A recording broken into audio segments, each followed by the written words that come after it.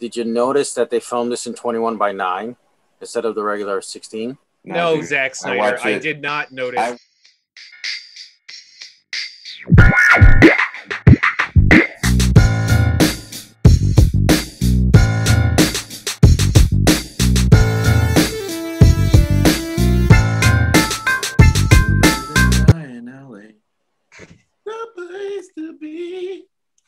Welcome, everybody, to another edition of the Harris Peak Podcast. I am your host, Chris, as with you, as always, here to talk about culture, to talk about entertainment, and whatever the hell we feel like.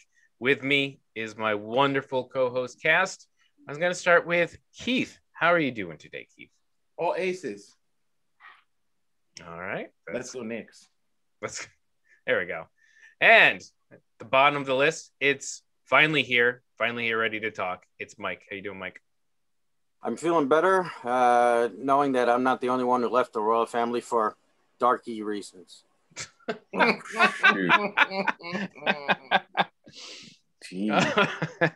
right.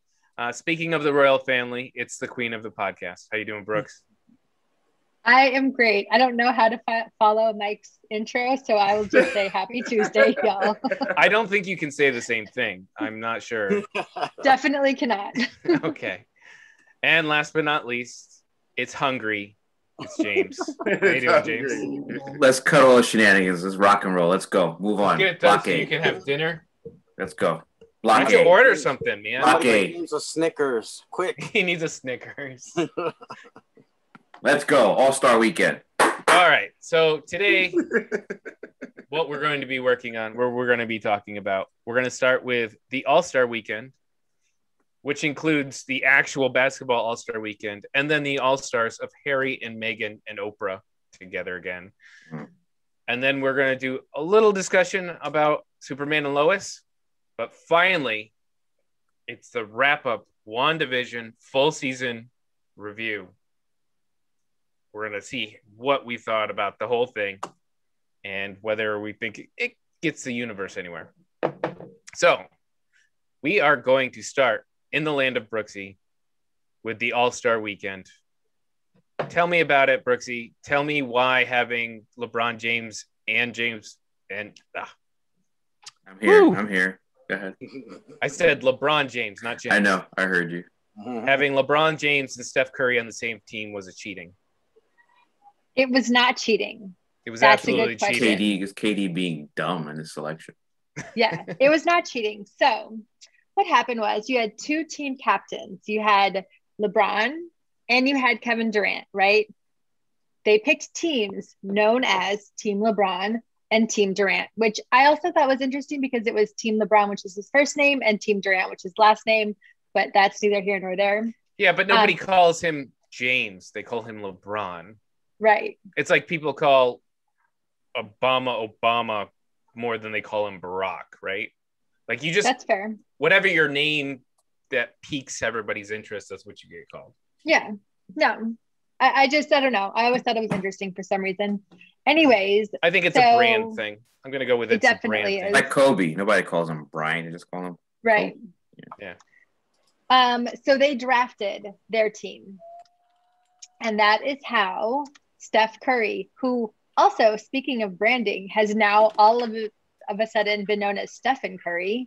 I don't know if you guys have caught that. By the way, you know, he wasn't even the first pick that LeBron picked. LeBron picked Giannis first. It was Giannis was his first pick. Which Yeah. was also a good pick, by the way. Like, Jesus, KD. Right. Bradley Beal was KD's first pick. You hear that, ladies and gentlemen? Bradley Beal. I'm Kyrie going to guess. Irving, his second pick. I'm going to say that KD probably loses at fantasy a lot.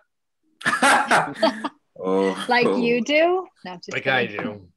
Oh. Hey, how close am I to Keith this week? I've got to be so close. Not close don't even at all. Yeah. Don't do that to yourself. So the thing that I thought was interesting was Within 50 points. 50 points. Sorry, go ahead. That's okay. So the thing that I thought was interesting was a couple of things. So they did a different format this year than they've done it before. And I was super into the format for the most part. So the way they did it was they did this So they had everything on the same day. Normally it's a weekend, it's spread over 3 days. And I feel like by the end, you kind of almost lose interest in the game. Except last year where the All-Star game was actually really good again. game, The previous 10 to 15 years, it had been really bad. But I just feel like by the end, and the main event is at the very end, you just like lose interest. It's like there's been so many events happening that the All-Star game, like, you know, isn't great anymore. So I really liked the format where they did everything on the same day. They had the skills contest first, then they did the 3-point contest. Then they did, this is the only thing I didn't love, was that they did the slam dunk contest at halftime. I didn't love that because then it meant none of the players that were playing in the All-Star game could participate in the slam dunk contest. And I feel like, you know, I kind of want to see like LeBron in a slam dunk contest. Like, I think the stars in the slam dunk contest are the best part of it. Although LeBron's probably a little Zion like Williamson. I think Zion. Yeah, I was gonna say like LeBron is never in the finals of the slam dunk contest. No, but he hasn't participated in. He's never participated at all. Yeah, I think somebody like Zion, some of the younger folks who are Jaylen Brown, who are in. Yeah, that's, you know, like there was guys I never saw before, and I think I watched, you know, enough basketball. That guy Simmons, I was like, what team is he? Is he the G League? Yeah, I know. It's like you just have to choose anybody at that point to participate in the slam dunk contest. It was still interesting. I was still into it, but I don't know. That's the part that I kind of didn't love. But for the most part, I really love the format, having it all in one day. All like you just sit there and watch it, and it was super engaging. The game itself, you know, the games kind of get a little like silly, but it was fun to watch. And I mean, the score ended up being Team LeBron got 170 points, and then Team Durant scored 150 points. The other thing that was interesting was they scored it by quarter. So at the end of every quarter, they like the score went back down to 0. They had like at the top of the TV on the right hand side the total overall score, but they kept going back down to 0 because whoever won that quarter, their team would donate a certain amount of money to their charity of choice. So LeBron's charity was the Thurgood Marshall College Fund, who ended up getting $1 million overall. And then Team Durant's charity was the United Negro College Fund, and they ended up getting $500,000 overall. So it was like whoever won the quarter, their charity won. I can't remember how much money it was. Yeah, so LeBron's team actually won, I think, 1.2 because they won every quarter plus the final quarter. Yeah. So, like, I felt almost bad for LeBron's charity. Like, you know, they got shorted a little bit. I mean, money's money. They're getting money, but... You mean Kevin Durant's charity? Yeah, Kevin Durant's charity. Yeah. But I like that they did it. I like that added aspect of it. Nice. And the other thing that I really loved about All-Star Weekend this particular time was they highlighted historically Black colleges and universities. And I thought that was really important. And I feel like the NBA is really kind of leading the sports world in a lot of ways. I think overall the perception of the NBA has risen so high, and a lot of the other leagues are like just trailing so hard in their PR. I mean, PR in contrast, sense. you have the NFL, who, you know, is still like, we don't understand why Colin kneeled. Yeah. The NBA is definitely a model league now. Yeah, definitely. Like, league. And I mean, there's things that it still needs to correct, and you know, like it's not by any means perfect, but it's definitely the most progressive pro sports league. Like, it's leading it for sure. All-Star Weekend to me, like, I mean, I feel like, last year the game was cool, and to me, like, I know it's sad that we call that game, like, people are really like raving about like last year's All-Star game, like it was so good, but really it was like an average bad game regular season. And that's my thing with the All-Star game, like there's no consequence associated to it, or there's no like I really, really, really wish they would tie some kind of like reasoning for all that talent on the floor to really show up. Like it's like Major League Baseball, I guess. Yeah, like there's a consequence. So the winning league gets the home court advantage in the World Yeah, Series. like something like the winning coast gets like automatic home court advantage in the final. You know what I'm saying? In the finals or something like, because the game is not competitive and it's obvious. Like it's super obvious. Yeah, I mean, I watch pro sports for competition. Like you just told me that these are all of the best people in this pro sporting league, and this game is nothing. This game looks nothing more like than a practice scrimmage game. Not even actually, it's not even as competitive as a practice scrimmage game. Yeah, we saw more competitiveness in Jordan's practice. But that's my point too. Like back in the day, it actually was more competitive, but was there some difference in what they got then? Like them cats really wanted to play it. They wanted to show out against each other. On the flip side, though, I mean, for an exhibition game, you're not gonna want to risk hurting yourself. Then don't do it. Then like that's my point. Like why is it like then it's an unnecessary show. Right. It's like the worst one is probably the NFL. All-Star game. Yeah, like that's terrible. And to me, the NFL, like that's even worse. Like on your point about injuries, like yeah, that's why the skills challenge is always more fun than the actual game. I like everything else everything else surrounding the game. That's why I agree with what you were saying, Brooks, about like it was cool that everything was on one day. Like if the game is going to be non-competitive trash, then give me a day that's a whole circus. Give me a whole circus of activities then, and then like make that the spectacle, and it's a day. Like this was All-Star Day. Because like if you focus the whole day on this damn game and the game is non-competitive, the game is garbage. Trash, why would you focus on it? I'd rather watch LeBron and KD play NBA 2K. Pickup game. Well, it becomes for 3 quarters. It's just like, oh, your turn, my turn. Chris, you made a good point because I watched it with Eric, and Eric was texting his friends, and they were all watching the game. To them, they were more excited about the game than I was, and they made a comment about it's like NBA 2K. You know, so and so would do this, that. Like maybe our generation we don't quite see it. It's not for us. Maybe it's for the younger generation who don't NBA really is care for our about generation. That. No. What I meant is the All-Star spectacle. I didn't mean the NBA, the entire league. I meant this spectacle now that we're watching. I don't think it's like the last year when they had like the TikTok girls who had like media coverage and interviewing. I'm like, wait a minute, where's I know Craig Sager's not alive, but where's like bona fide reporters? Like, what is this TikTok?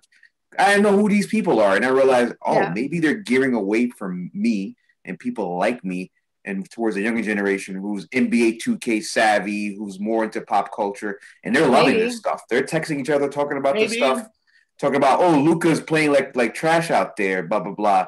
And I'm like, okay, so they're engaged in this. I'm not. To me, the 3-point contest was all I needed, and I was good for the entire day. Yeah. Yo, the 3-point and the skills contest. It was really... I will also say, though, the reason I didn't like the dunk game, I didn't like the dunk contest. It was boring. Yeah, me neither. I haven't seen a good dunk contest in like a decade. No, last year's was dope. Last year's was really good. The reason why I enjoyed the game so much was because I enjoyed the rest of the event so much leading up to the game. And then I felt like you could see the players kind of relax and have fun. And that was like interesting to me. It was like, this was a fun game among friends. And I really enjoyed like their banter. And at one point, like Steph and Dame were kind of having this like 3-point. Wouldn't it be Chris Paul and James Harden were getting wouldn't it be more interesting to have a half court battle with Lillard and Steph? What does that mean? No, I mean a half court shot battle. Oh, that'd be. I mean, they kind of were doing that. That's pretty much what they were doing. Right. Nobody's playing any defense. So like it really is just a shot for shot tournament of what can you do? Like, oh, like Yours didn't go in. Like, look at mine. Mine went in. Like, nobody's playing defense. That's the actual part of the game. Right. That's the competitive portion of the game, actually. Defense is where the competition is. I just want to say one last thing. So the game was supposed to be in Philly.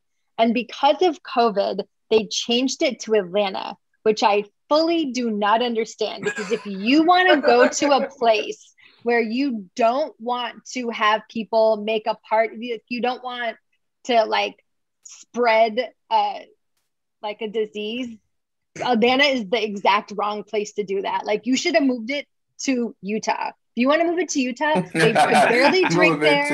Everybody's Mormon. Nobody's going out. Like, your Jazz is getting no love. You want to move the whole game to Utah? Right? Yeah, move it to Utah.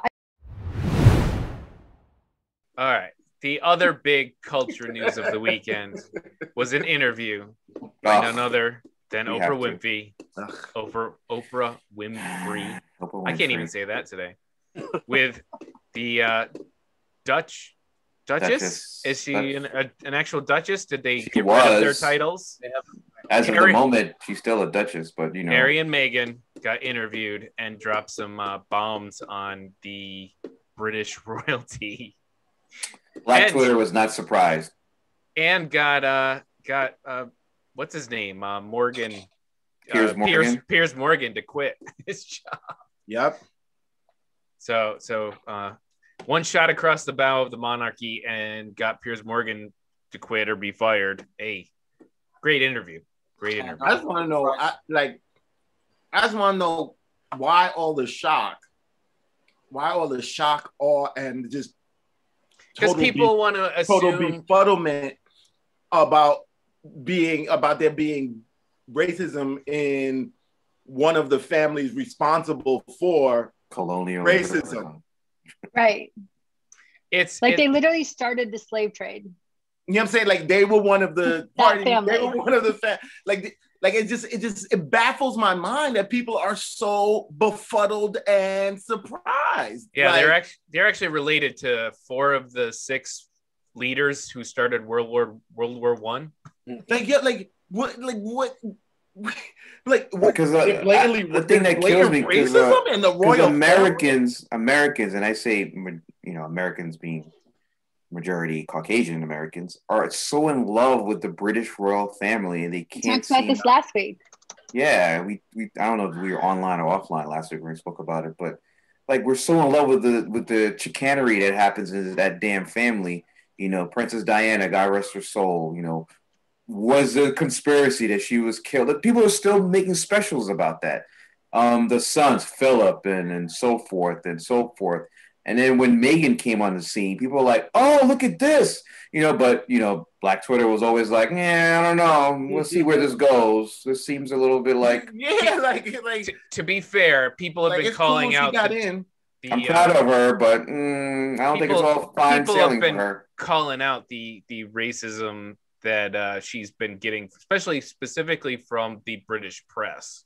Yes, that's been ongoing. I agree. But directly from the family itself, everybody wants to assume the royalty that they love, whether it be a celebrity pair or be a sports hero of theirs or a political guy.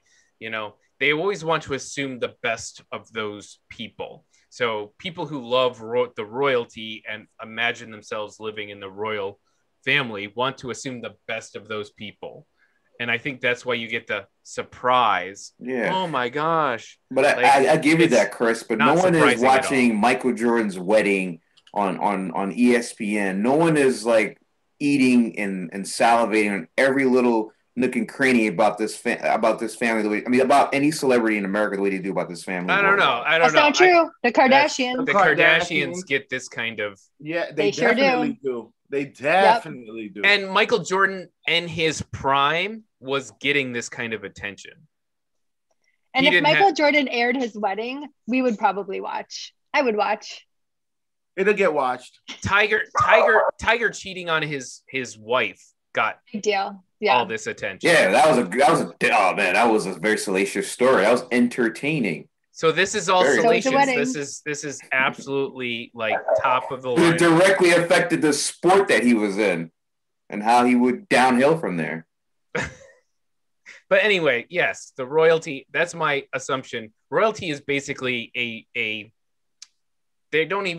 have power per se, but all the day-to-day We lionize power these folks. We give them that basically been power. moved away. Yeah, they're the Same last. with the Kardashians. They're some of the last royalty, especially long-term royal lineage in that entirety of Europe. Years, yeah. So it's people are just gonna treat them a certain way. But yeah, I don't think any of it was a surprise to anybody who could be honest with themselves about what the world she was going into. But I think everybody hoped different. Yeah, so my sister kept saying, she goes, yeah, we hope that this was their way of making changes, blah, blah, blah. I'm like, you really believe that? That this was going to Meghan's marriage was going to be what's going to change the family and be more progressive? Like, that's very optimistic of you. Yeah, so I think at this point, what we've seen is the royal family released a very short memo saying that they were shocked at these allegations and they were going to take them seriously and investigate them. Yeah. So, hey, Mike, how is this being spelled out in Canada up there? Because I know Canada is also a former. You guys love your province. queen. You guys love your queens. Still have her on your money. That's right. Come on, Mike doesn't talk to people. Yeah, I wouldn't know. He's like, hold on, let me go outside and ask someone. Swim through the snow. No, the thing is, up here, it depends where you live. Like in Quebec, they don't have love for the Brits, right? French, yeah. It's mostly French. And over here, like in Toronto, they don't really give a crap about the Royals anyway. So I know the Queen's on everything. She's on every government building, right? So go figure. But as far as I know, nobody's really surprised either up here. So I wonder if, like, in the US, since we don't have that kind of legacy family, like the oldest thing we have a couple hundred years, we don't have that kind of legacy to kind of endear to. Yeah, that's a good point. Yeah. And so I think we take like some of this European and other cultures, all their seriously like ancient cultures, and we kind of attach ourselves to them. Like it used to be the Kennedys, the Roosevelts. I was just going to say the Kennedys. I feel like but there's no JFK Jr. Well, I think since the only good ones seem to be die off with the Kennedys, they just can't sustain some sort of a legacy. You know, is there, outside of like the Kardashians, I don't think there is like a public service or a political dynasty that people would latch onto. People call the Clintons a dynasty, but it's like just Bill. Like he's the only one. And Hillary. But she never got elected. She was like a senator. That's like that's not a dynasty. No, Secretary of State. No, Secretary of State. Yes, like she had a powerful legacy. You can't take that from her. No, you're right. But it's not. They're a powerhouse politically. But they're a powerhouse couple, but they're not a dynasty. They're not a dynasty. No, they're not a dynasty. No, I mean, the Bushes were close. I think the Bushes were probably father and son that were president. They're definitely a dynasty. Yeah. But I think if Jeb... But not in the way that, like, the royal family. What do you mean? Nobody else in American history has had a father-son tandem in... Like that's a dynasty. No, you have Adams. You have Adams. Yeah. Adams is... But still, like, again... And Roosevelt. That was a dynasty. Franklin, Roosevelt, and... Those were all dynasties. Franklin and Teddy were fifth cousins, so I don't think that counts. I'm like a father-son tandem, like I'm handing, nah, bro. But that's like saying the Colts is a dynasty. We're looking for more of a Patriots-run dynasty. They are a conservative political dynasty. Yeah, Bush is probably the closest that we have. They are conservative because Adams is only the dad and son, and no one else in the family. Whereas like, Bush, there's at least 3 different Bushes that were all connected. At least, like in powerful positions, like 2 presidents and a governor. Yeah, 2 governors because. Wasn't Bush the governor before Texas? Yeah, he was they're a dynasty. They're a dynasty. I guess they're as close as you get because I mean the royal family dynasty is several hundred years old with fingers all over the European and farther than that continent. Well, So we can't compare. We can't compare our political dynasties here to what they have, what the British monarchy is. Like America, there's buildings that Whole Foods are in right now in London that are older than America. Right. Which is why I think we can't compare that at all. They get so much from us, like the public. They get so much adoration or interest, at least, from the public, is because we don't have anything. Like our culture is just so young compared to a lot of these. Our culture is a lot of borrowing and stealing. Let's just say it, Chris. Our American culture is a lot of borrowing and stealing and appropriate. Yeah, it is. That's what we take it, we shove it into the rest of our culture, and we go, hey, it's ours. Yeah. Taco Tuesdays, guess what? It's American now. We're like the teenager of the world, right? And we just we make all these cool new things and then we spread them out to everybody else. Like everybody hates Americans. Like you hate teenagers, but you love what they do for the culture. Like they're really, forward. Yeah, we're forward thinking. We come up with new stuff. We mix and match. We take a little old, a little bit new. We do, but you really don't like hanging out with them. Nobody really wants to hang out with a teenager. I know. I have several. I like hanging out. What did Keith say back in podcast number 1? America's the hot dumb blonde in a room. Hey man, like that's the description that I was given by some of my international friends, and it was pretty spot on. It was pretty spot on. Yeah. There's a couple of ways. All right. Now that we didn't really talk about Harry and Meghan, we talked about America. I'm glad we didn't. Thank you. All right. So, did anybody watch Superman and Lois? I watched episode 1, the 2-hour special. I saw the first 2. I saw the first 2 as well. Okay, so just give me a feeling of what you thought of this, because episode 1, a spoiler, is that it's really a fast forward through the history of Superman up until basically the show is about Superman as a dad and about his teenagers and his wife Lois, and like the family style superhero, as opposed to this is Superman saving the world every week from some random threat. Or am I missing it? Did episode 2 go in a different direction, or is it basically? No, it's pretty much continuing with that. I mean, the one boy started developing powers and they're trying to figure out exactly how powerful he is, right? Mm-hmm. So for me, I'm just going to say a couple things about the show. Like we're not going to go too in depth today, right? No. Mike doesn't want us to keep going past our time limits. No, it's not that. Like I want to do a full review like at the end of the season, so I don't want to go too far today because it's only 2 episodes we've seen, right? So what can we say really? But so far, I like as far as the CW shows go. I really like this one. There's a couple of things I really like. Their cinematography, filming style.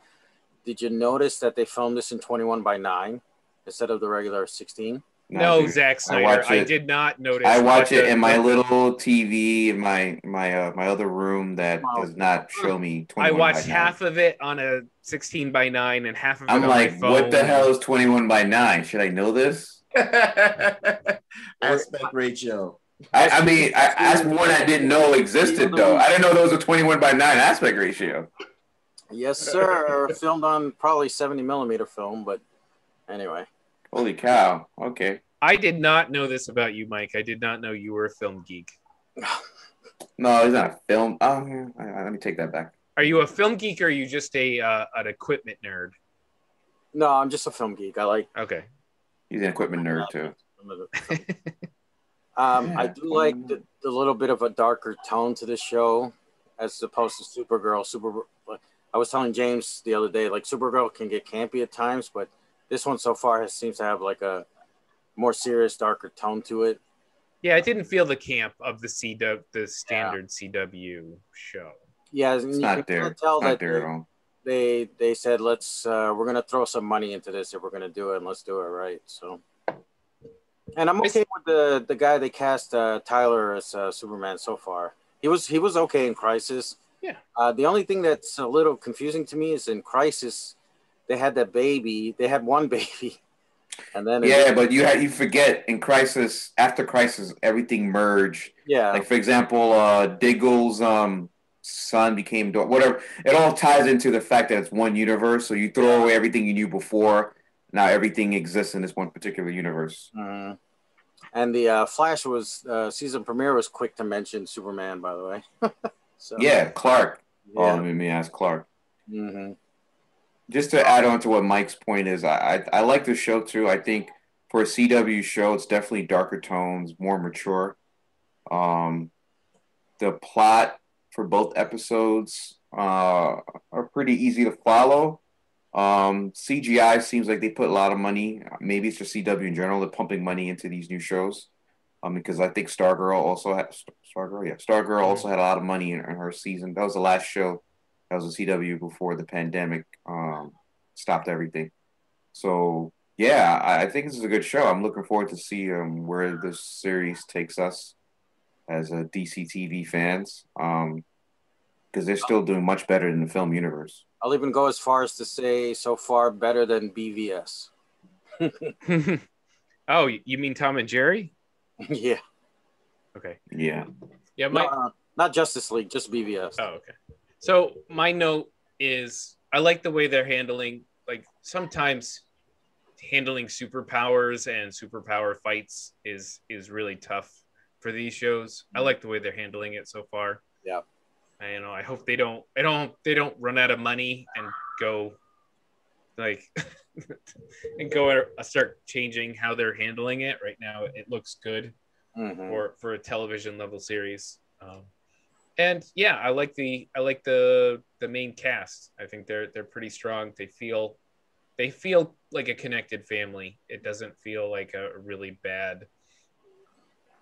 They have good chemistry, I'll say. Yeah, Lois is from Entourage. Lois? He was not Lois. I'm sorry. Lois was on Grimm. Lana. Sorry, Lana was on Entourage. Yeah. Lois was on Grimm. Lois was the wife, or girlfriend on Grimm. And Lana was E's girlfriend on Entourage. Manuel Shrieky, yeah. Yeah, man, Shrieky, man. And I will be interested to see how they handle this teenagers, superpower, Superboy, whatever they want to call them. Yeah, you didn't see the second episode, so we won't. I'm not gonna. Yeah, we're not gonna. But definitely take a look because things got interesting with that. But I like how for twins they set up the dichotomy between one who's like cool, football, sporty, and the other one who's like, not goth, but like, just angry, awkward, angry. Mm-hmm. Interesting. Yeah, he's socially awkward too. Yeah. All right. That's our take. All right. Yeah, we'll watch more of that. We'll get back to it when we've got a couple of episodes in. I think Tuesdays at 9 on the CW for those who are interested in watching. If you want to watch it with commercials, otherwise the rest of us just wait. Well, that's James's thing. What's wrong with commercials, man? James you guys commercials. act too good for commercials. For those who don't know, James will sit and watch Endgame on TBS with commercials. Yeah, I get the full 4-hour experience. The full 4-hour. Hey, let me just remind everyone, he has a Disney Plus subscription. He's training. And he's training for the WB releases. Yeah, he's getting that full 4-hour. You guys make fun of that. That's a very enjoyable pastime is to watch shows with commercials. 4 hours to watch a single thing. Well, I shouldn't say that because I do. I was gonna say, dude, you watch those animes like I did. We did watch several hours of that. Like he's living it. All right. Well, we have to train for the Snyder Cut coming, right? So. That's right. You got to train. Got to get up to that 4-hour. I'm gonna watch some extended Lord of the Rings just to get ready. Cue up the montage. The extended Lord of the Rings. Wow. Gonna watch the 14 endings to the Return of the King, just so I can be prepared. Dude, you read the book. The book goes even further past where the movie ended. Much further. So, and here it is. It is our Wanda. Oh, there she is. Our WandaVision. The final. We saw the finale. We all got excited, and then, Twitter told us we were wrong, that it was bad. Before we get started, does anyone want to get out? You've heard of this. You've seen this, right? You know what that is. It is unavoidable. It is your destiny. Is that why you are here? Do or do not. There is no try. Knock that shit off.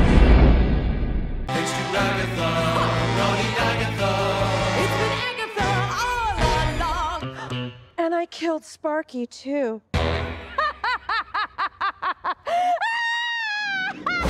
So I've got, before we go into some final, just everybody goes off on their own thing, I have some questions. I want to direct our conversation a little bit about what we saw, and then everybody can give their full opinions about everything if I miss something. Okay.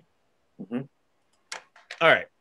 So the show itself, of course, it's about grief. It's about Wanda losing her everything, and this is how she's dealing with it. And what we got was finally got a little backstory about when and how this whole thing started with her, like where she saw the vision and where she was, why she was in New Jersey, and her exploding and starting the whole Westview thing.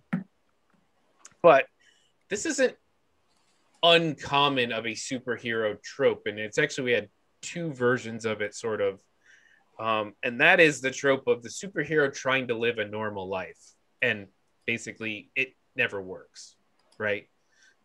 What I liked about the WandaVision thing is it kind of, the explanation in episode 7 or whatever, where she basically picked up her safe place from her childhood and made everybody live in it.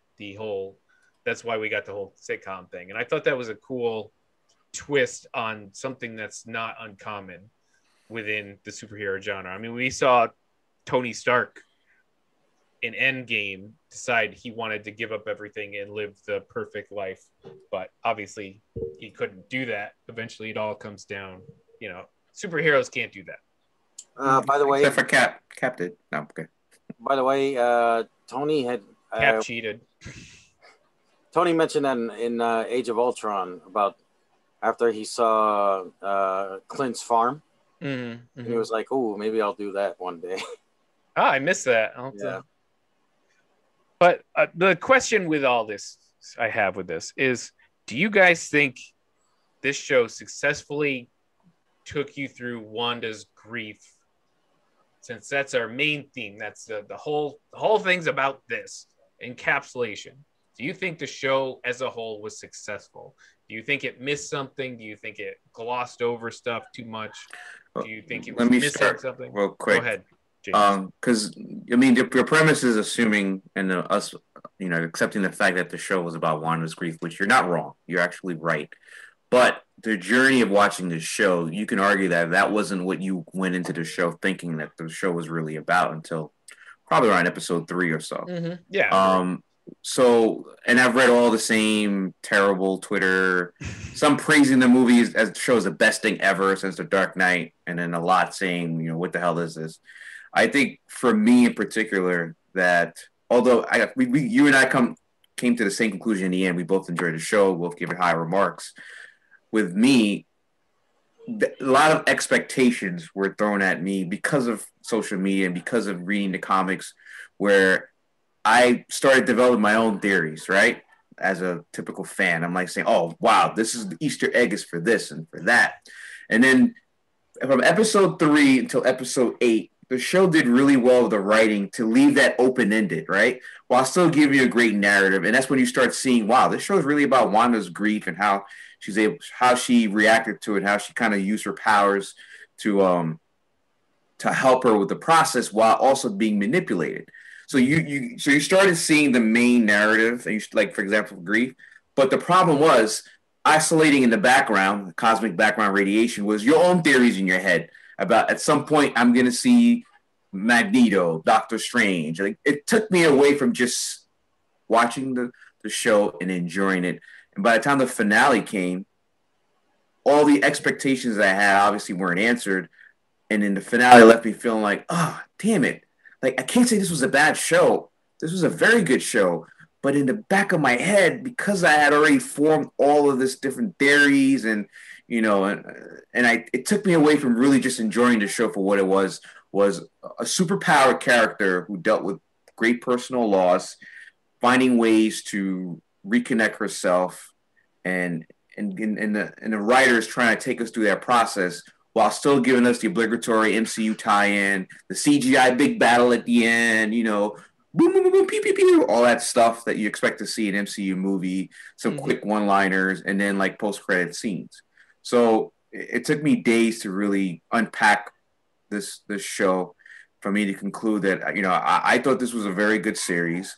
I think my problem with the series has nothing to do with what was given to us in the narrative format. It was me just building expectations based on external forces, whether it be comic books, whether it be, social media posts. And after like 3 days of just kind of like just taking it all in, reading a couple articles, I realized, this show was great. Like you said it. You said in the beginning, this was about Wanda's grief. Yeah, I know that now after I watched the entire series and threw out all of my expectations and dumb hypotheses and just said, yeah, it's great. She even said it in that one line, Vision actually, about what is love if not grief persevering, which was used as a very great New York Knicks fan joke on Twitter after that. So that's my take on the show and what I took out of it. So funny enough, that was actually my next question. So you just was about the expectations and whether or not they had a function in your enjoyment of the show. And I'm going to go to Mike. Mike, did you think that the show overall was successful at its choice of what it was, the narrative it was trying to tell? And we'll throw the second question in there too. Did your expectations or theories or things other people were doing affect that enjoyment at all? So for me overall, the show was, I really enjoyed it. It came to a nice conclusion for me. It did leave some things open, which is good. And I'm hoping we'll get some tie-ins in future films or shows, whichever. As far as expectations, there were a few disappointments. The first one was the aerospace engineer one, and then at the end, Pietro being relegated to being to a boner joke, that's great. Yeah, boner. So stupid, but it's. Yeah, I was hoping for more. Like, I think a couple of weeks ago I had called the battles. I said it would be Agnes and Wanda, Pietro and Photon and Vision and Vision. But I was hoping for a little bit more of a battle between Monica and Pietro. But it was basically just she slammed him to the ground and that was it, and she took off, right? So that was the only part I was like, man, I could have used more of that. But I know it's not her show. Like we had this discussion, right? It's not her show, so I don't want to focus on her too long. But if you're gonna do simultaneous battles like in Star Wars, how they have multiple battles going on at the end of the movie at the same time, stretch it out maybe a little bit more. You can cut back to it maybe once or twice more.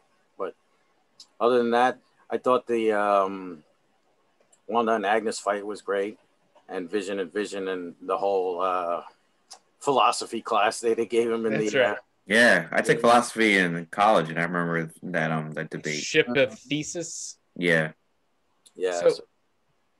So before I give my point here, the things I've read today were basically that it was originally probably going to be 10 episodes.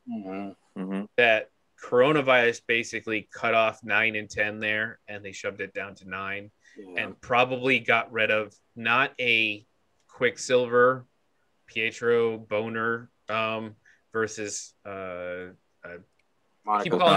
Photon fight, but actually they were supposed to be a demon was supposed to be the rabbit. Oh, you told me that. I'm like, and that they were going to fight a demon, which I think could be fun, as they were trying to get the book that we see Wanda with at the end, the Darkhold. Yeah. So I think they had some expectations for giving them a little bit more screen time, at least battle wise. And it got basically cut short, like a few things we've seen, which stinks. And I think Snyder cut now. That's right. Yeah. What's the give another 70 million in the see what it's 4-hour finale now. So I think overall it was successful And the last time we talked about this, I said, God, I hope they don't make another villain, because I didn't want to see a Mephisto or somebody else coming in and being another level of villain. And I thought Agatha was enough. Because my next question to you guys will be, after I finish this, is, was there a villain?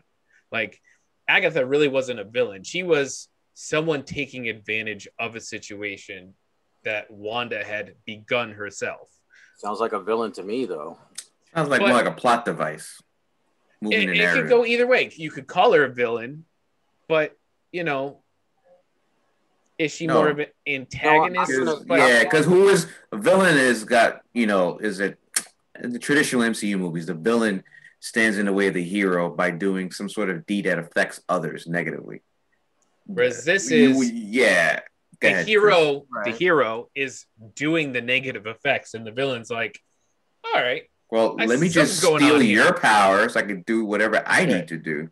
She would, in a way, she wanted to be a more powerful person and was willing to permanently entrance this entire town on purpose in order to take Wanda's power. She was willing to make that trade. So you could say she had some villainous plan at the end, but it wasn't the original. It's like not like she started this. When they did the song, it was Agatha all along. I thought they were gonna do that. I thought it was gonna be, oh, she set this up. She saw crying, you know, Scarlet Witch, and she made this town for her to make her happy, but it wasn't that. Right. Or it was a setup like the Munsters, which that song was based on, where the Munsters weren't really evil. They were monsters, but they were monsters looking, but they were nice. Yeah, exactly. Right? But so I think overall it was successful. I do think we missed out on a few things. But what I liked, it was something I read also today, that the head writer, basically, she said, I didn't want someone coming in and saving Wanda. She had to work this all out by herself. And I think that what makes the show so successful overall is we have a theme that may be common in superhero stories, but we have this cool little overlay that you don't normally see. You never see, nobody's going to say, well, what if we do a 50s sitcom superhero show? Like, that's not something even if it's just for an episode or 2 episodes, it is not normal. And it's a draw. It's an interest. And I think they found a way to make everything, all these weird ideas work. And they took a pair of secondary characters and tertiary characters from this massive universe, and they made them the most popular on the planet, basically. Yeah, but those are the same factors that a lot of people who don't like the show are using against it.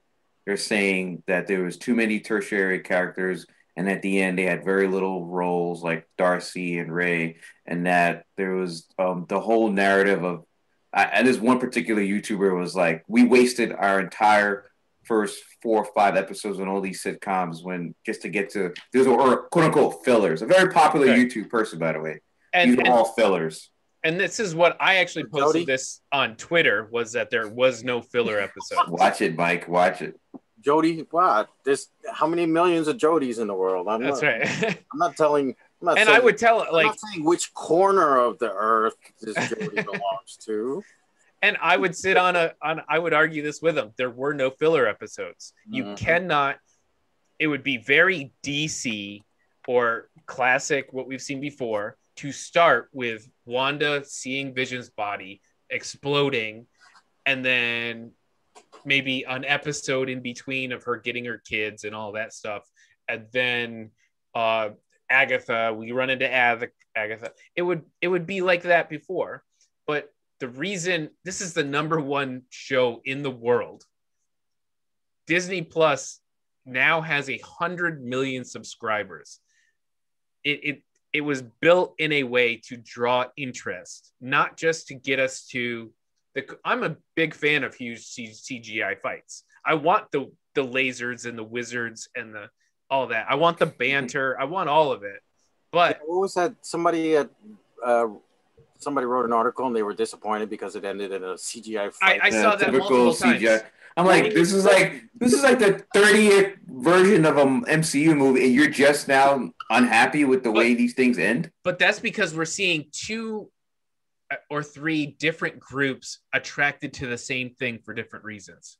MCU people, we get the MCU. We love the MCU. We love the characters. We love the style, all of it. But then you have these people who are not big CGI fight nerds. They saw this interesting story about a character, and it's got, you mean the Hollywood critics who normally watch like it had this overlay, Sundance. It's interesting overlay of old sitcoms and stuff like that. Then you get the people who just want the action. Oh, okay, so she's hurt, so now she gets in a fight, and then she's gonna do it, and they just want the payoff. They want they didn't care about the sitcom episodes. Right, they want the Zack Snyder Snyder all filler for them. Yeah, version you're right. of the angry Wanda who gets in a big battle with a witch and learns she's the Scarlet Witch. And so you got all these desperate people watching the same thing because it was a slow burn and it drew you in. It made you understand Wanda. And then when they hit you with her as a kid in Sokovia and she's in this war, they look out the window, there's bombs and tanks. They close the window shades and her dad comes in and he opens the thing and it's like I Love Lucy and the whatever show. Right. Bewitched, and they put it in and you see the girl's face and she's just in love with this ideal that's out her window is danger and hell. And she's got this thing, this perfect life that she sees in front of her. And all of a sudden it connects. It feels so right. You have to have those shows. If you just show that flashback, it doesn't mean anything. It doesn't work. It doesn't have the weight. You know, one thing that I take away from, I mentioned to you how, you know, my own expectations kind of, it downed me a little bit for the finale. But after a couple of days of thinking and having a conversation with my daughter, I think the biggest thing that I really enjoyed about the way it wrapped up, not just the CGI fighter, but the fact that to me, it looks like it was a retcon origin story of Wanda, as we've known her in the comics. So she had a terrible debut, and I'll say terrible debut in Ultron. That was a terrible. It was flat. It was kind of boring. You're like, where did then she got nerfed. By the time we got to Civil War, you know that she was used as the Sokovia Accords plot device, right? And Bucky. Then in Infinity War, she was used as the romantic lead that had to do whatever she had to do. Yeah, out of nowhere. You were like, this romance really wasn't. Endgame, she was used as the one of the most iconic moments in the movie, but not really. They didn't give any really depth to the character. This show, which I didn't know at the time until I went back and watched the entire show and then had some thoughts in my mind, was like, wow, this is the birth of the Scarlet Witch, as they said, 2/3 into the series. But at the point of the character where you feel like, okay, now she belongs in the MCU. She has purpose in MCU. So when you're telling me, there's going to be a Doctor Strange movie featuring her, now I'm like, doing what? Vision's not around. Right. Who cares about her? But now I do care about her because they gave me a real true origin story of Scarlet Witch, not Wanda Maximoff, but Scarlet Witch that I'm invested in now. Now I care about the character, and I'm looking forward to see what the character is going to do in the overall MCU. And I didn't realize that watching the show. No, I didn't even realize it when the finale ended and post credits came on. It took me 48 to 72 hours before it kind of hit me thinking about it. Like, this is what I watch. This is what it means. I was interested in the show. I was like, oh, that'll be fun. They'll do a little sitcom-y, couples thing. I don't know where they're going to go with it. It's interesting idea. Like, I had no idea where they were planning with it and how well it would work out. All right. So a couple more things. Let's talk about, we started this anyway. So characters got the short end of some stuff. They did spend some time. They did give us a couple of what I would call real tertiary characters that got brought forward quite a bit here. Now, people being mad that they didn't get enough time, I don't know. There is limitations to 9 episodes. Even if they did 10 episodes, there's still a lot of limitations to what you can do for these characters. But do you think the Darcys and the spectrums and photon. Damn, I don't know why I can't get that. And our favorite FBI agent. Do you think they got what they deserve, like for their character level? Like, there's no reason anybody would have expected to see Darcy again, right? Like, that's not wouldn't have been the first choice that I would have thought they would have brought in for a fun, character. But she got a lot more time. But in the last episode, you see her once in a truck. Yeah, well, the thing with that one was you knew she was in the hex, so I'm at least glad they, she was alive, right? Right. Yeah. She wasn't just dead somewhere. The truck overturned in a ditch. I mean, I think that the whole just having her have that conversation with Vision in the truck was probably more than I would have expected that character to ever have again past, most Thor movies. Right. And I guess she hasn't been slated for Thor 4. So. Yeah, I haven't seen anything about her. It's pretty much I haven't heard any casting news. It's happening in space. So unless Jane gets sick and we see Darcy, right? If Jane gets cancer, then we might see her. But otherwise, she has no part in that. So I thought this was a good use of that character. Mm-hmm. I mean, I wouldn't be surprised because how well received she was to most fans anyway, not to everyone, that they might write a small portion of the script for her. Yeah, because she is now, again, brought to the forefront. Just like how Jimmy Woo now is, he crosses Ant-Man, he crosses Wanda. I wouldn't be surprised to see him, maybe not in Far From Home, but some other future. Anytime they need an FBI agent land-based. So what's funny is, and this is still staying on topic, is I just confirmed today reading somewhere that this takes place before Spider-Man Far From Home. Mm-hmm. WandaVision takes place before the Spider-Man. Yeah, because it's only like 3 weeks after. Correct. So Nick Fury, the Skrulls, all that stuff that we saw in the end of Spider-Man Far From Home, hasn't happened yet in the WandaVision. Interesting. So yeah, we might see these characters. We might see Jimmy Woo later on in another, Marvel series or Marvel movie, which leaves me wondering where does Winter Soldier and Falcon will land in his timeline. But that's a different topic. Right. But the thing with the photon, she didn't get a final battle, which kind of sucks. But she got what I think is a pretty huge teaser scene. Is she going to be one of the leads for in Skrull Invasion? Yes. So her character was announced to be in Captain Marvel 2. Marvel 2, yeah. Yeah. So she was definitely in Captain Marvel 2. I don't know about Secret Invasions.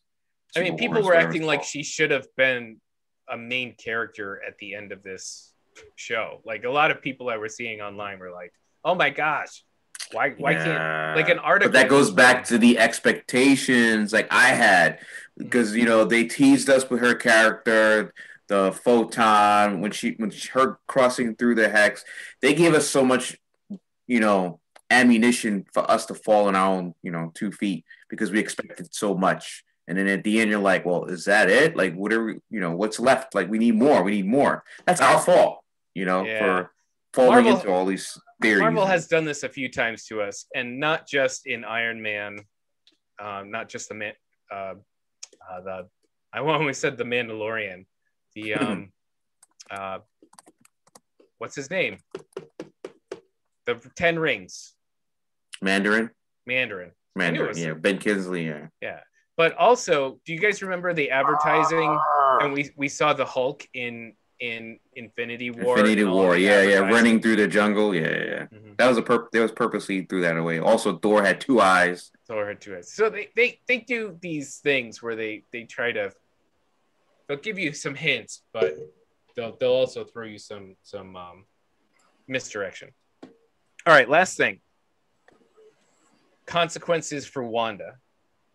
Do you think she should face some sort of reckoning, or do you think Marvel will just kind of ignore this?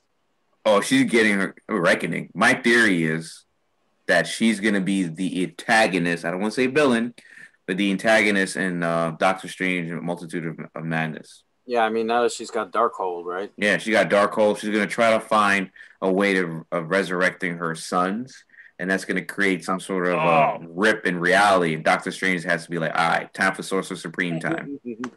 That's right, because at the very last minute, she's kind of astral projecting, and she's doing what Doctor Strange did in the movie. She's training, and then you hear her sons call out for her. Yeah, yes, that's the last noise you hear before it fades to black. So yeah, so that's an interesting idea that I was figuring like Strange was going to lead her around, but if she's actively looking for her sons and causing damage, that's a lot. I think that's more interesting of him trying to track her down. Yeah, and I think so. I think he'll be cleaning up a mess for one. Strange. That she's going to leave behind. I think it's not just her kids. I think her brother is going to be involved too. That's a big call out. Okay, I didn't see that. Okay, that's the only thing that made me really annoyed is not connecting those universes. Yeah, that's the only thing that pissed me off a little bit. Yeah, that's why I was like, I was disappointed about the whole boner thing, right? So I'm still holding my theory that she's going to be the cause of the merging the Fox universe with the MCU universe. I really thought they had managed to do it, and I'm kind of sad. Or that she's somehow tied to the reestablishing the Infinity Stones. All right, so last thing, do we want to grade at this series? Yeah, I'm ready to grade it. Okay. Wait, Brooks, you're shaking your head. Did you watch some of this? I've been ignoring you. Okay, so I was supposed to. I didn't watch, but I want to hear everyone's grades. Okay. I feel like we have to do that. That's like our thing. So that is our thing, definitely. Yeah. And Mike ran away, so he can't grade it. So James, it's you and me. I just texted her in to get her grade. But yeah, for me, I'm gonna stick to the grade I had at the end. That Friday I watched it, and I'm gonna give it an A-. Okay. Good grade. Mike, what is your grade for the whole of WandaVision? It's an A for me. Good show. Good way to kick off the Phase 4? Yeah, not just that, the MCU TV lineup, We forget the Agents of S.H.I.E.L.D. and the Inhumans days, don't we? No. I mean in the streaming Marvel Studios version of Disney Plus. They were all connected at one point, so don't act like they didn't. Well, I know. Same thing with the Netflix shows, right? But if there's a multiverse, you can always just say it was in some other version of the multiverse. And it's DC's way out. That's how they. No, I think it was a good choice for them to go with Wanda's because I don't know, like if they. I'm looking forward to Falcon and Winter Soldier, but I don't think it would have had the same, like. From what I've seen so far, Falcon seems to be more of a straight up spy action series. It's with the part of that franchise. With the buddy cop. Right. Yeah. That's the fun part. The interesting. But the way part. this one kicked off and basically broke the internet for a few weeks, I think absolutely good way. Yeah, I don't think the Winter Soldier and Falcon are going to be able to do those kind of numbers. No, I don't think so. I'm interested to see what Loki does, though, for sure. Yeah. By the way, Eric and Serena both gave it A-, Chris and Mike. Okay. Oh, cool. Okay. I've been iffy going back and forth, but I think I'm gonna agree with Mike. I'm gonna go with a straight A. I can't grade it down. It was just too interesting. It gave you just enough hints week to week to keep you on your toes. The acting, Elizabeth Olsen and Paul Bettany, they were so good, especially when later episodes when they were switching between being in the sitcom world and being in the real world and kind of their ability to switch back and forth and the slight changes in tone, the body language, the accents, the bad accents versus good accents, they had enough fun in there. I love the Pietro character, even if he turns out to be not what we thought. it was a good use of. This is a live action troll. Right. It was a good use of a face we knew to really kind of get you excited. And though you can see kind of a shortening, like it's not an A+ because episode 10 kind of felt a little truncated.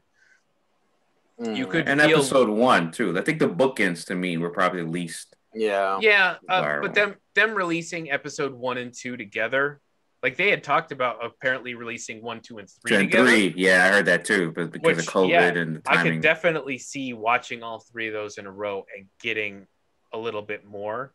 But at least 1 and 2 together, I can see them as just one big episode, even though 1 is it just sticks the role. It's like, okay, this is just a little sitcom thing. Don't worry about it. Don't think too much.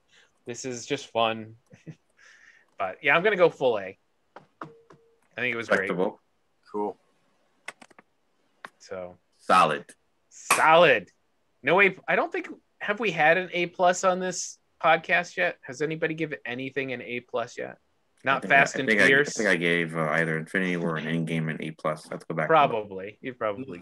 Nothing creative in this time period can deserve an A+. No. Mad Max Fury Road is an A+ movie. Mad Max. That's a solid A movie. That's a solid A. Yeah, there's no. Oh no. For it to have been an A+, it had to be an original concept. I'm not giving A+ for any. I watched the original Mad Max movies. That is a step up from the original. Even taking the idea of the content. And I like the Tina Turner version a lot. I'd like it. I'd love the Tina Turner version. But it's still the same concept, bro. Like, I'm not an A+ can't come from me unless A+ automatically assumes original content. That's an interesting. For me personally. Okay. No, absolutely. I get that. Above and beyond. An A, unless that has to be part of it. This content is something I've never seen before. The Dark Knight to me still, it's there. See, I'm willing to give it if you take something I've seen before and elevate it so much higher than I've ever expected it to be. Then I can give that extra bit of a grade, that extra pump. And Inception. For instance, Inception was good. Lord of the Rings, A+. See, I don't give, but I do give Lord of the Rings the best trilogy ever made. I'm about to say the first. You say Lord of the Rings, the Fellowship of the Ring, or Return of the King. Well, the Lord of the Rings as a trilogy of movies. Oh, complete trilogy. As a complete trilogy of movies. That's the best trilogy. I give that the best trilogy in all of moviedom. Yeah, that was the best trilogy ever. I agree. It's if only Godfather 3 didn't suck. Completely cohesive, consistent, and stuck to the meat and potatoes of the book.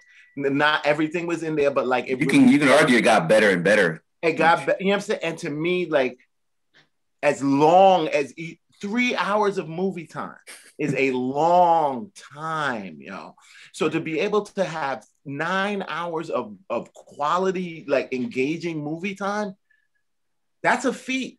It is. That's not an easy task. And I call it original content because we've never seen that, but we've seen. Oh, there's an animated one. We've seen Dungeons and Dragons things or this, but we've never seen a whole world rolled out like that. We've never seen that. We've never seen how it's it was literally the first movie that met what I saw in my mind when I read those kinds of books. Yeah. And nothing since has been able to recapture that moment. When they did that World of Warcraft and when they did maybe other movies, disappointment. Nothing else was been able to recapture that. And it's been 20 years almost. You can't even say it's the technology or this, that, and the other because it's all out here now. It's been almost 20 years and we still can't get something. And you have not seen and every trilogy has this big gaping hole. The Nolan's Batman trilogy just falls apart in the third. Third movie, yeah. And I'm a huge Godfather 3. The Matrix just got worse. Matrix got worse and worse. I'm a huge Captain America fan here in the MCU, but Civil War is not part of trilogy. It's a different set of movies. Yeah. So it's Avengers 2.5 or whatever. Right. Which it's I not a actually trilogy. kind of dig. I like that because it makes the movies come up like actual comic books. And it's like more of a that. crossover than it is. But it didn't really wrap the trilogy of the character. It's close. It's close because the initial part is Bucky. It's weaving in and out characters. Yeah, and I like that. Like the movies, they're really doing a lot to make the movies come up like you're reading comic books, individual comic books. Like, oh, like this comic book, and it's X-Men, but what you call it? It's an X-Men crossover. Hulk is in this episode. Crossover. It just I like that the MCU does that. And that's why I said that before. Like, to me, I don't even care that they change the storylines around. I feel like what they've done is watered down or like really kind of like got into the essence of why we enjoyed comic books and kind of like just did it for the movie screen. Yeah, and absolutely. I don't care if they change the storylines from what I knew in the comic book. So like, I'm not one of those ones that you have to stick to it because they're actually I'm still garnering the same feeling that I garnered from reading a comic book. Yeah. People are going to be mad that we don't say like the original Star Wars trilogy, but because those are all directed by different people, you can feel the slightly different visions within those movies. That's different than the solid Peter Jackson trilogy, one vision, and one flows into the other much stronger. I'm not a big Star Trek. Star Wars. Don't do it. Star Wars fan, but I'm gonna say this. This is what I'm saying. Like the Star Wars movies, the original Star Wars trilogy, A+. Oh yeah, and that's what I'm saying. Like I'm not even a Star Wars fan. Like I can understand. Like me giving that A+ is on a whole bunch of different other merits. All right, so we're not going to do it tonight, obviously, because we're about to way past time. Just looking at the chat. My fault. I really eventually want to do a trilogy or a challenge of the not just trilogies but the universe. Challenge of the Super Friends. Yeah, basically. And I really want to have that discussion on how would you grade one universe versus another? Because I think there's some interesting conversation to be had against each other. But let's keep the DC out of it. But yeah, let's go. Wrap it up. That's for another time. And thank you, everybody. I hope you hit that subscribe button. Yeah, Keith was about to say one last thing. Say it, Keith. Say it before we go off air. I don't want to get fined. Okay. Like, subscribe, and give us 5 stars or comment. Please leave a comment. Leave a comment. Stop being lurkers. All right. I get the text from you guys, but I don't get the comments. That's right. Mike, where can they find us? And gals. Facebook, Twitter, Instagram, TikTok at Heroes Peak, and YouTube at a Heroes Peak channel. Don't forget to subscribe. By the way, hit the bell in the corner so you get notifications of when our new videos come out. Yeah, and if you like it, hit share. On the other social media accounts. Let people know. Yeah, you know a geek. Yeah, tell a geek. All right, everybody, have a good night. We'll see you later. Good night. Later.